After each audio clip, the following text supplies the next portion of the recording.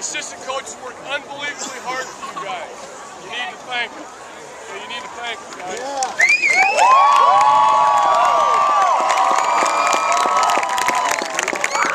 Now, last thing. This is very important. How you handle failure is important. If you just had failure, what are you going to do? But also, if you just had success, what are you going to do? Are we going to get better from this? Are we going to say, well, you know, when you win, you should be humble and you should be hungry. And we should be humble and we should be hungry. You guys should be ready to go back and work Monday. Because, guys, you don't win in the playoffs on October 15th. Okay? You don't win the playoffs on October 15th. We got a long way to go. You guys, we told you from the get-go, you can have a very special year. And to date, you have.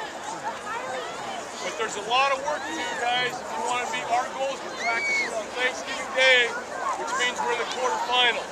And then we'll reassess everything from there. That's our goal coming out of last season. We're practicing on Thanksgiving Day. Okay, Mitch, so that's going to take a whole bunch of work.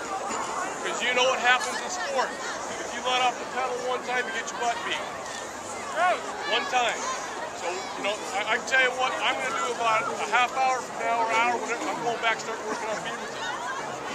Okay? Now, I want you guys to take 2 full days off like always, except for doing the recovery workout tomorrow. Okay? Outside doing that, you take rest and all that, and let the coaches do the work. When you come back Monday, you better be ready to work. You better be ready to get better. And everything we didn't do well, we're going to let you know. Okay? Nothing changes on our commitment to excellence. And that's the way you should live life. You know, you can choose to do everything right. The smallest thing that crushes your teeth. You can choose to do everything right. That's a choice. The choice to work hard. You don't have to have any talent to work hard. You have to have any talent to give great effort to be a team player. Just back to tape again. Togetherness, attitude, perseverance, effort.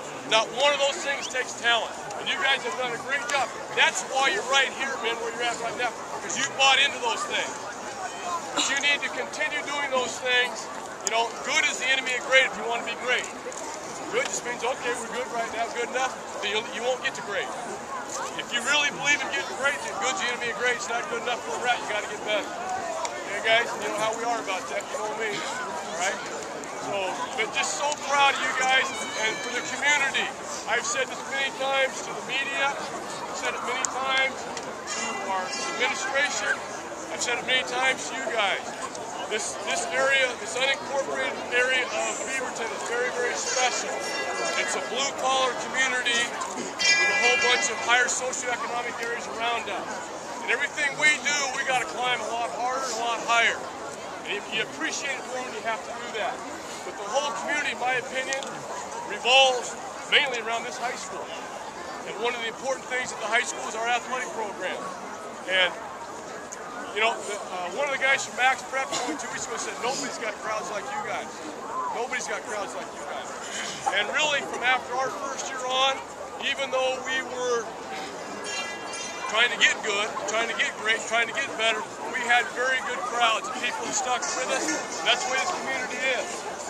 It's a hard-working, family-type atmosphere in this community. So, and I believe that we've helped change the self-image of the school with our athletic programs, and football's helped that, and I believe it's changed the whole self-image of the community. I felt when I first got here, you want to be honest with you, that people are apologetic for being from Aloha. And you should be proud to be from Aloha, and hopefully this helps. You don't have to apologize to anybody. Nobody. And you know, this is a competitive situation. Jerry Colonna, our superintendent, said he wants competition in our school district. Well, by God, I told our administration about 3 or 4 years ago, we better start being competitive in what we do at school. We're not taking a back seat to nobody. And we got to start acting like we're winners and hold our heads high and being proud of being from this place, knowing that we got to work hard to achieve. And from the school all the way down, I've said, we need to beat people. We need to give our best effort, and we're not taking a back seat to anybody. Okay? Nobody. And you have to have that type of attitude, I think, in this situation to achieve. And our football program, I believe, embodies that, and I believe that it's helped the whole self-image of our community. This is a great community because we're a family, we're humble, we're blue-collar. We we take care of each other. Okay? And this, you know something? The guy from Jostens that sells rings, does all the ring sales for the seniors every year. He said every high school he goes to has a different personality. He said every time I walk into those doors, it feels like a family. He said I walk into some schools and it feels like I'm in a doctor's office. He said Aloha feels like it's a family. That's the strength of what we are. The kind of community, family, hard-working, blue-collar. That's exactly what our football team is. We're blue-collar tough. That's what we are. That's what we do. That's who we are. That defines us. Okay?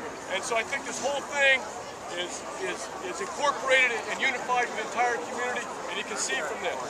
You can see from the outpouring of things. And hopefully our football program is helping this community feel good about itself. So thanks. This is for the...